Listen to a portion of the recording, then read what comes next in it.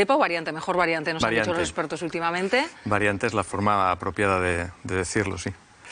¿Se esperaba que hubiera presencia de esta variante británica en Aragón? ¿Era previsible, Enrique? Pensad que en España y en Aragón y en cualquier país vamos a encontrarnos líneas de virus, familias de virus, de coronavirus, que pugnan por incorporarse al ecosistema. Y esta es una que se detecta en un momento determinado en el Reino Unido, más o menos hacia noviembre, y es la que aparece, que va diseminándose con más frecuencia por el Reino Unido. Pero claro, tenemos interacciones, están los barcos que llegan a Santander, están los aviones que llegan a Zaragoza o llegan a Madrid, por tanto, esa cepa tiene que estar entre nosotros. Al final vivimos en una aldea global, ¿no? Claro.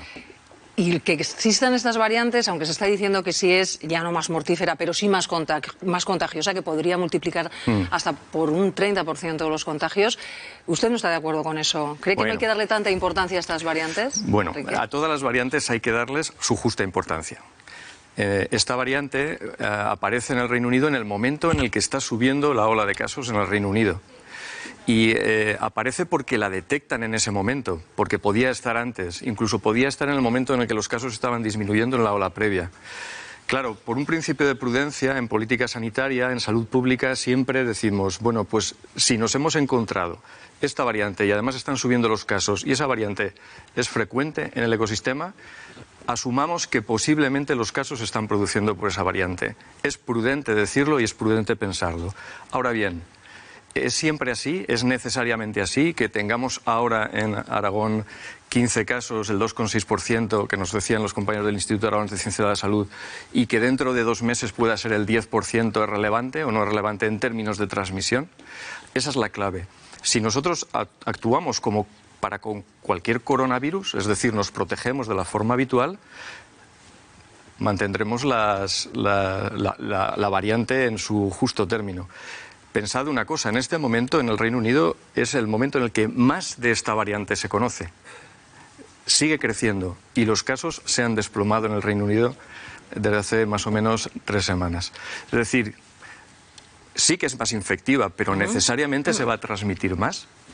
Les voy a preguntar también a nuestros colaboradores. La prevalencia sigue siendo pequeña en Aragón, es un 2%, estamos por debajo de otras comunidades, pero al final se ha confirmado, como estamos hablando con Enrique, que sí que hay presencia de la variante británica en Aragón.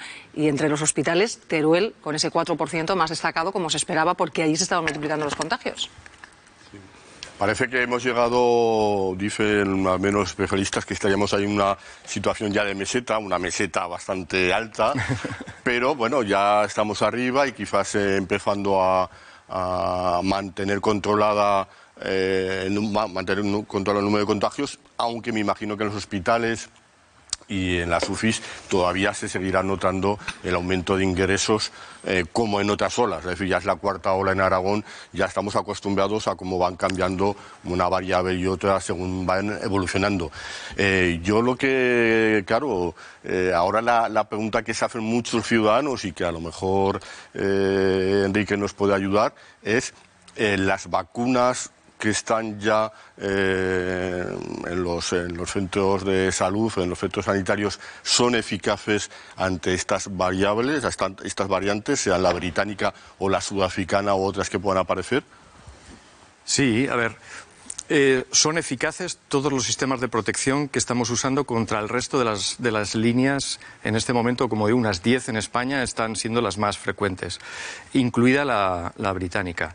De la sudafricana todavía se está estudiando su comportamiento. Y de la brasileña también. Pero la brasileña se está estudiando en un entorno socioeconómico completamente distinto al nuestro. Es decir que, bueno, yo creo que no hay que estar más que... debemos ir observando las variantes y, sobre todo, utilizar los mecanismos de protección que tenemos. No debemos estar pensando que lo que tenemos no nos va a ayudar. De hecho, estas nuevas variantes que van a aparecer a aparecer en un contexto epidemiológico completamente distinto. Las personas más frágiles de la población van a estar vacunadas. Y aunque no sea 100% la vacuna dirigida a la variante sudafricana, se produce inmunidad en el cuerpo, inmunidad inespecífica, es decir, que el cuerpo tuyo ha reaccionado ya para defenderte de especies parecidas. Y por tanto el virus va a tener otro comportamiento. Es decir, que yo en ese sentido estoy más que tranquilo. Los virus mutan. Esta es su misión, mutar, todos los virus. El de la gripe lo conocemos más. El coronavirus muta desde el primer momento. En fin, si os ponéis a mirar la cantidad de variantes que existen, son infinitas. Esta nos ha preocupado especialmente porque sucedió en un momento determinado en el Reino Unido cuando el número de casos se incrementaba, pero nadie se puso a señalar o a subrayar que se produce en un lugar donde las desigualdades socioeconómicas son muy fuertes, donde el tipo de habitabilidad es nada que ver con Teruel, donde el metro de Londres es el que es. Es decir, que esto es lo que... El virus por sí mismo no actúa con unas condiciones. Y, hombre, en Teruel ese 4% es un caso, ¿eh? Claro. Claro. Ese 4% es un caso de todos los que se han estudiado. Está bien que lo aclare, ¿no? Claro. Al final es un caso. No, es un caso. Pongámoslo todo también en su justa medida. Entonces, ¿ha tenido que ver lo de Teruel con...? No, en absoluto. En absoluto. Tiene que ver con lo que ha tenido que ver después de las Navidades.